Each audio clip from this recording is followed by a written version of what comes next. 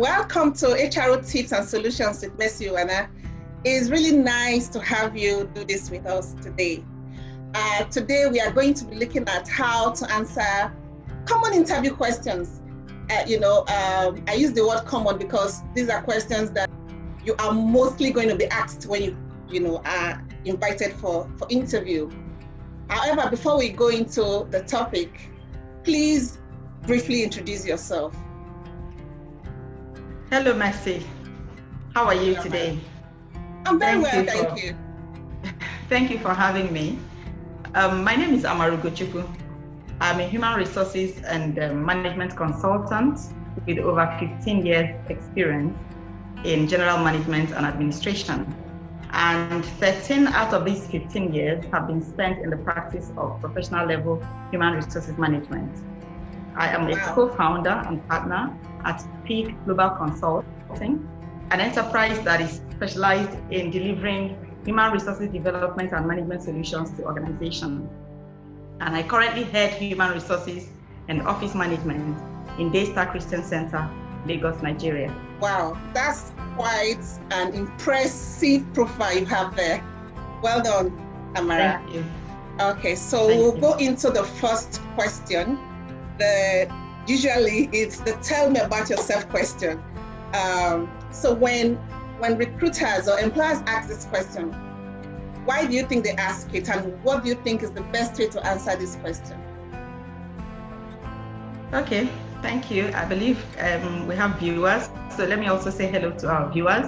And then thank you, Mercy, for putting this together, because I believe that a lot of people out there will benefit from what we're doing today. So the tell me about yourself question, I always say that for any interview that you're going for, if there is any one question that you are sure will come, this is one of it. If there's any one question you are certain that they will ask you, tell me about yourself, is that question.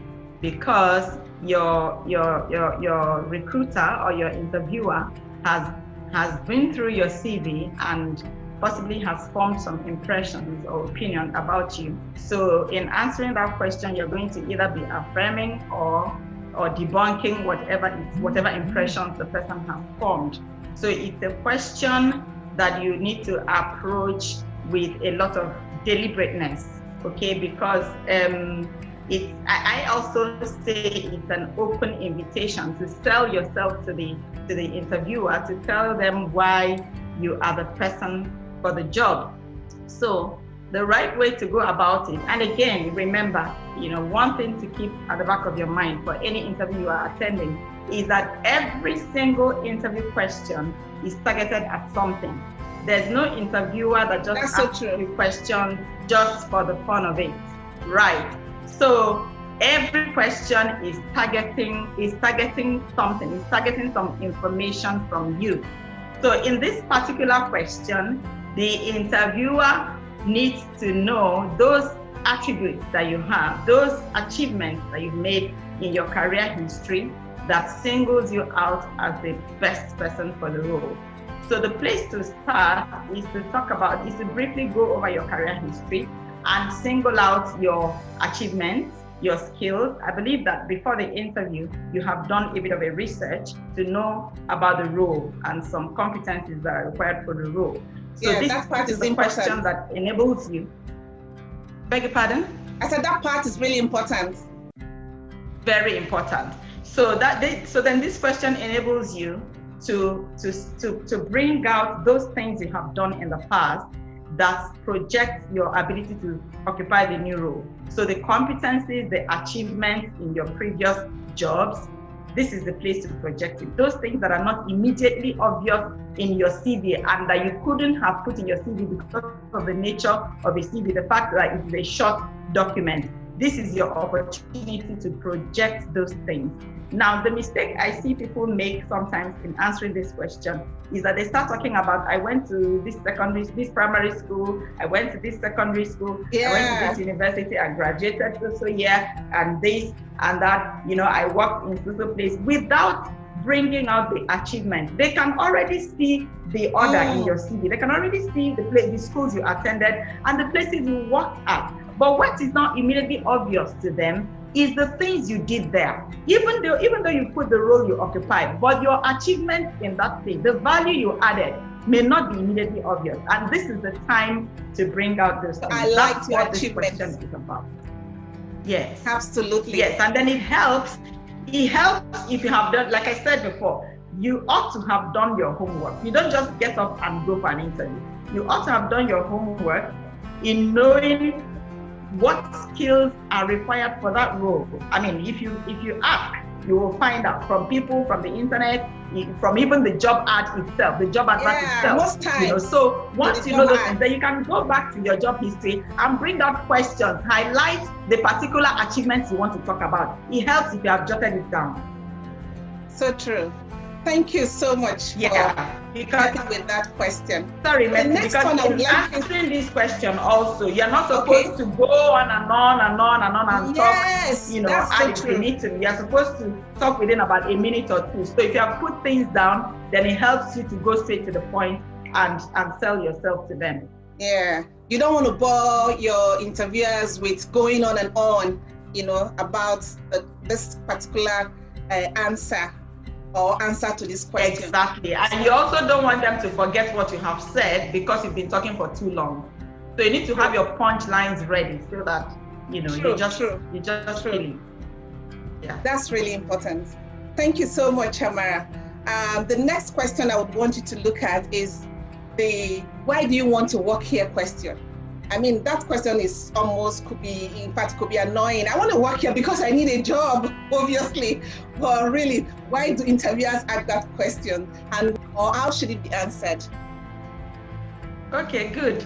So that's another question that is very likely to come, because every interviewer would like to see the connect between you and their company, between your career and your career goals and the role you are coming to occupy. So this is the time to talk about your interests and passion that connect you to that role. So the role you are coming to occupy has competencies, has some personality type that will fit perfectly into that role. So this is the time to see how your personality, your training, your experience over the years connects with what is required for that role. And more importantly, now you're not just talking about the role, you're talking about the company, right? Why do you want to work in this organization? So the employer would like to know, what is your interest in coming here? Because there are a lot of other companies, and definitely if you're a job seeker, this is not the only place you apply. So what is the interest here? Is it the location? Maybe you're in Ogun State, you want to move to Lagos. Is it the fact that you think they're going to be paying well? Is it their values? Is it their culture? Is it the fact that you're looking for a team that you will fit into, given your own uniqueness and all that? Because these are all the things that will immediately provide some level of job satisfaction for you as you start on the role. Okay, so the person that is interviewing you wants to know, is it something deep, like there's value alignment? Oh, I've checked up this company and I can see their values align with mine. That's a good one. Or I have checked this company and I can see that their culture is something I admire and I want to contribute to. That's a good one. But it's not the time to start talking about, oh, I'm looking for greener pastures, or this is one of the things I applied for. Because in asking that question, they also want to weed out such people. They want to weed out people who don't have a vision, who don't have a goal. They're just looking for the next available job to absolutely, or their next available, the next vacant role to move into. They want to weed out such people, because in 6 months, in 3 months, another role will go somewhere else, and you move. Okay, so really you need to ask yourself, and we're not Mercy and I are not suggesting that you should go and be lying to people. No, what we're just saying is that you need to always sit down and think when you see a job advert. Ask yourself, what is it about this job advert that resonates with me? Beyond the fact that I want a job, what is it about this company that resonates with me? And make sure that there is a connection. If there is no connection, then don't bother, because it won't last there. So, and if there is a connection, then find what that connection is and be ready and willing to talk about it at the interview, because they will definitely ask you. Thank you so much, Amara. So there must be that connection with the company's values, or their culture, Really, Mercy, it could be anything, really. It could be anything. But I'm saying that it has to be something beyond you're looking for a bigger salary, or you're looking for a change of job, or you just want to get a job. It has to be something deeper than that. It has to be something more, something longer lasting than that. Yeah. Thank you so much, Amara. So let's also look at another typical question, and that's tell me about your strength and weakness or weaknesses. We realize over time that sometimes some candidates do not want to even mention their weakness or weaknesses, as the case may be. So how do you think this should be answered? Okay. Again, like I said before, when any question comes, it's targeted at an information. So when your strength, tell me your strength question comes, what is it looking at? Number one, it's looking at your level of self-awareness, because self-awareness is a professional attribute that is important. It's important because people who are self-aware are better able to take feedback. They are better able to learn and grow in their job. Okay, so when they say, tell us about your strength, they're looking at seeing how self-aware you are. Then secondly, they're also looking at how you can summarize large information into a short sentence or a short phrase or a short paragraph that somebody can easily understand. So because you probably have a lot of strengths and you have a lot of weaknesses, but being able to summarize it into a few that covers all of it projects you as someone who's analytical, who can easily analyze things and summarize. So in answering that question, you are to talk about your strengths as it relates to the job. Don't forget, what brought you here is the vacancy for a role. There's an opening for a role, so they're not just asking because they are interested in knowing whether you like to cook, or whether whether you multitask, or whether you like to be the one leading in a team and all that. You have to be sure that the strengths you're projecting are those ones that are linked to the competencies that are required for the role you are applying for. Now, on the weakness part, because usually people who don't find it difficult to talk about their strengths, you can easily talk about your strengths. But the weakness part is where the problem usually lies for a lot of people, because first of all, maybe they don't even remember what their weakness is. Again, it's showing that you're not self-aware, because if you're self-aware, you should immediately know your weaknesses and be able to talk about a few of them. However, in talking about your weaknesses, you must be able to tell the interviewer how you have projected into the future, to know how or how you've analyzed, or how you are aware that this weakness can get into the way of the job, and this is what you are planning to do, or this is what you've been doing about it. Because I don't like hearing this is what I'm planning to do, because I always believe that the only proof that you can do something is that you have done it before, or you are doing it now. All right. So if you have a weakness and you're not an entry-level person, even as an entry-level person, you may have encountered that weakness in different fora, maybe associations that you belong to in school, and even amongst friends and family. So, but if there's someone who has held a job, whether it's one or two, before coming for this particular one that you're applying for now, you should be able to know what are the weaknesses you have experienced in the job you have encountered, and how they have affected you. And you must have, devised a way to go around that weakness, or to overcome that weakness to the point where it doesn't affect your job anymore. Now, don't talk about your weakness without talking about that part of how you have been overcoming it to get your job done. So, for instance, if you find that you are, by your temperament, you procrastinate a lot, don't just say, oh, one of my weaknesses is that I procrastinate a lot, because the interviewer will immediately be seeing someone who will have issues with meeting timelines. So what you need to let them know is that, okay, so because I have realized that weakness, what I do is that anytime I'm given a task, I put a deadline for myself that is way behind the one that I have been given, so that if, for instance, I'm given a timeline for Friday, I give myself a deadline for Monday or Tuesday or latest Wednesday, so that no matter how late, no matter how I procrastinate, that job must be ready by Thursday. Okay, so because if you don't explain, then the interviewer can use that weakness to judge your performance, or your, what your performance in the role will be, and that can count against you. So always make sure that every weakness you talk about, you have thought about how to mitigate it on the job and how to get around it to make sure that you are performing on the role. So it's like, now, basically, a big mistake to make in answering that question is to say that you don't have a weakness. Because if you don't have a weakness, then you're not self-aware, because there's no human being that doesn't have a weakness. And it's also not it's not counting in your favor to say you don't know your strengths. It's also showing that you're not self-aware. That's true. Thank you so much, Amara. So for the weakness part, it's always advisable to, why even answering it, answer in such a way that you turn it into a strength, right? Precisely.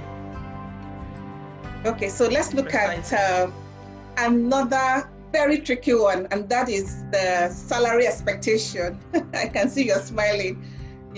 Most times when candidates are asked, what would you like to earn? And I mean, it becomes like a never-ending discussion. There's this, back and forth. So what does your company have to offer?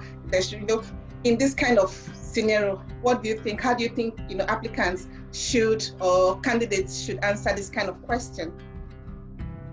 Okay, so I'd say that this question is one that you should avoid if you can avoid it, okay? Especially if you are at the beginning of your career where you don't have a lot of options, okay? So the way to approach this question will depend on where you are in your career journey. If you are at that point where you feel that, oh, I'm scarce in the market, I'm a hot cake, I have a lot of value, and I can price myself based on that value, then you can answer, but you can answer depending on the information you have, regarding the market value for the role, okay, right? So yes, so that means that you also ought to have done a bit of research to find out what is the going rate in the industry you are applying for that role, so that you are able to give a range. Now, when we say going rate, company A could be paying 50,000 for a role, company B may be paying 80,000 for the same role, company C may be paying 100,000 for the same role. So in answering that question, you are saying that you are mentioning a range. You may not want to start from the lowest, but you are giving a range, so that if you say, oh, 80,000, and you don't make them realize that it's negotiable, then it means that if they can't afford 80,000, you may be passed over. Shouldn't contact you. So in answering the question, there are two things that people need to have in mind. Number one, where are you in your career journey? Is the salary to you more important than getting the job? Or is the job more important to you than getting the salary? Then that determines how you answer. So if, on the other hand, you are at the point where you desperately need a job, and you'd go with whatever the organization is paying for that role, because in most cases, except really in organizations where there is no structure, in most cases they already have something they are going to pay. Either someone left the role and it became vacant, or the role evolved because the business diversified or grew to a level where they now need that role, and they must have discussed it, and they must have an amount in mind or a salary range in mind based on their structure. So a safe way to answer, if you know that getting the job is more important to you than the pay, then you can just tell them that you can just ask them that whatever value their organization places on that role will be fine by you, okay? But if you know that, oh, I know my value in the market and I'm not willing to take anything less, then you can give a range of what is applicable in the market and then negotiate to the amount you want, okay? So most times interviewers will ask to know this, to know your salary expectation, because it helps them in planning, okay? So that they're not dealing with someone whose salary expectation is way above their budget for the role. Yeah. Okay. So, but then one also needs to be careful, which is why I'm talking about knowing what the range is, because if you come without any information and you're just putting figures arbitrarily, you can outprice yourself, you know, and you'll be passed over. Okay, you'll be seen as too expensive, as unaffordable, and all that. You can also shortchange yourself if you're also quoting figures arbitrarily without knowing, you know, what the market value is. That's you may so shortchange true. yourself, because in some organizations, like I said, they already have a range and they know what they're going to pay. But in some others, it's a matter of negotiation, you know. So if you shortchange yourself, you may get a lower pay than you're supposed to get, just because of what you mentioned. So 2 things. Number 1, you must know where you are in your career journey to be able to know how to answer that question. Number 2, you must do your homework to know what the ranges are in the market, and that guides you in giving answer to that question. But again, it's not a time to start telling them how you have expenses, you know, how you live in Michael, and your transportation to the island is X amount, and so by the time you remove your transportation and remove feeding and house rent, no. The way to approach it is like what we have said. You know, they already know that you have those bills to pay, but you don't have to put it in their faces. The professional way to answer it is to talk about the value that you're bringing versus the value that the company is willing to place on the role, and then the market rate. Thank you so much, Amara. I think we've been enlightened now on how to answer that question. Thank you so very much. So let's look at one more question before I let you go, and that has to do with do you have any question for us? That usually comes after the end of the interview section in quotes. Sometimes interviewers ask a candidate or an applicant for questions, if they have questions for them. And we've also observed that sometimes some candidates leave that question unanswered. They just leave that place blank. They don't say anything. They just say, no, they're fine. Do you think that is a nice thing to do? Okay. The right thing to do? Okay, so again, okay, thank you, Mercy. So again, I will say what I said at the beginning. You are here to prove to the interviewer why, out of the whole lot of people that applied for this role, you are the one, you are trying to tell them you are the one that is most suitable, right? And there is no modesty about proving that you are the one for the job. It's not a case where you say do not blow your trumpet by yourself. No, this one you have to blow your trumpet and blow it very well. Okay, so every question is your chance to further prove the fact that you are the person for the job. So there is no question that you should treat, you know, casually or as if it's not important. Every question is your opportunity to further sell yourself to the interviewers. So if they ask you to ask a question, what are they looking at? They are looking at the level of intelligence. They are looking at what is important to you. They are looking at so many things. So ask intelligent questions. There are lots of intelligent questions that you can ask. You can ask about the company's culture. You can ask about their values. You can talk about some things that you found on their website and ask questions around it. You can ask why the role is being advertised. You know, you want to know the person, is it that the person exited or the company grew to a level where they now need to fill the role. There are lots of questions that you can ask that show your interest, your genuine interest in the organization and in that role. I don't think you should pass up that question. I think you should grab it. And in fact, I think you should prepare your question, just like every other thing about interviews, because I mean, you cannot over-prepare. So I think you should prepare your questions for this particular question. You know, the question. Okay. How about these 3 questions that you can ask when they ask you if you have any question? Okay. And sometimes also, because I mean, there are some questions that you don't expect from interviewers, and they throw those questions to see how you respond when you are under pressure. So for instance, they can ask you, do you have any question? And you ask your question, and somebody in the panel can turn to you and say, why did you ask that question? So you can take it a step further to ask yourself, these questions I'm asking, why am I asking them? In case anybody asks, what is my reason for asking question number 1? What do I want to know in question number 2? What is the mindset behind question number 3? Just in case they ask. Oh. Yeah, but I think it's a question you shouldn't pass up. Thank you so much.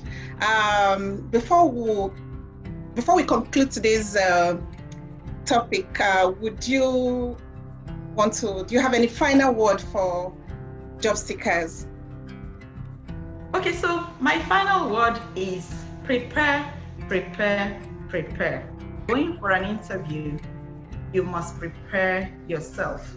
Study your CV, because I have been in interviews where we ask people questions from their own CV and they could not answer it. So don't do copy and paste CVs. Somebody says career objective to do so and so, to contribute to use my skills to contribute in an organization where hard work is appreciated and blah blah blah. And they ask you, what are the skills you're talking about I want to use to contribute, and you're looking at them. So please study your CV and make sure that you can answer any question that comes from your CV.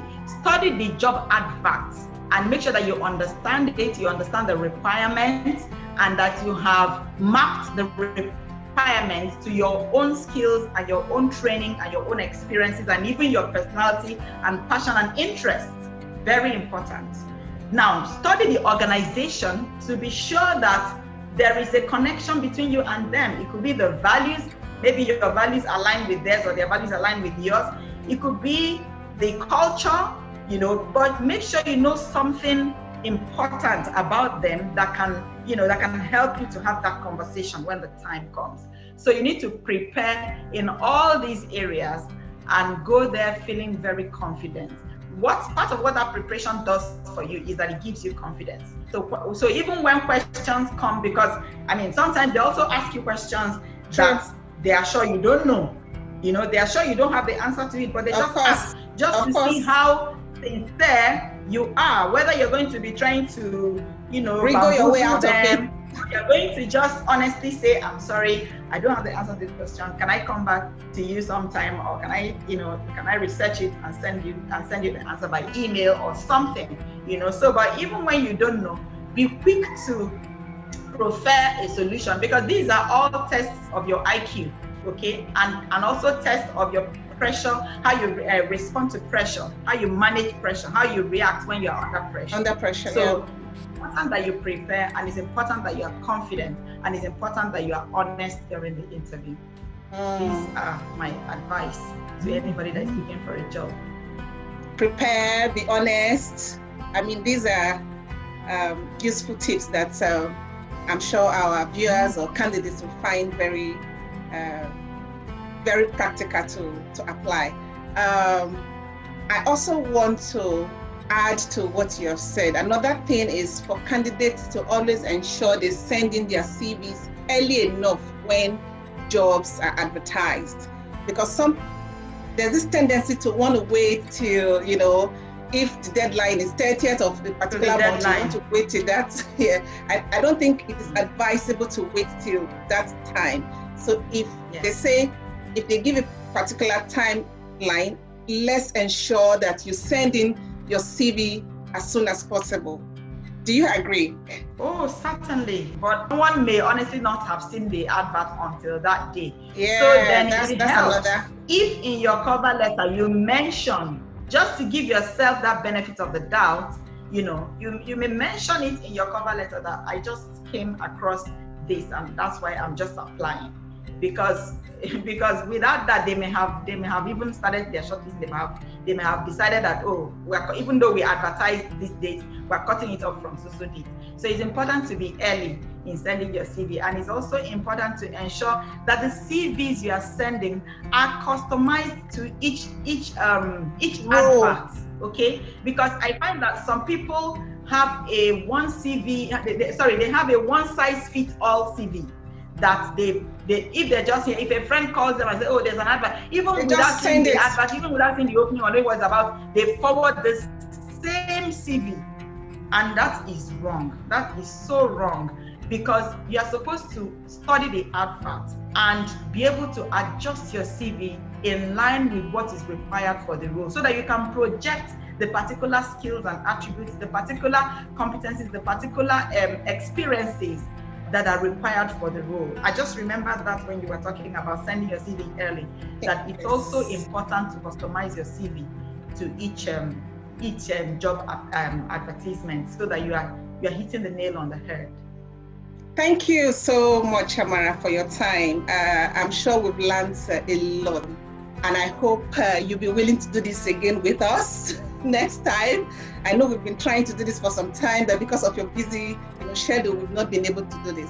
So we really appreciate your time, and also want to ask that you please keep your doors open for us when we come knocking again. So there you have it.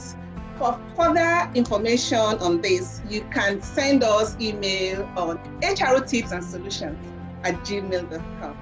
Thank you. Thank you, Mercy.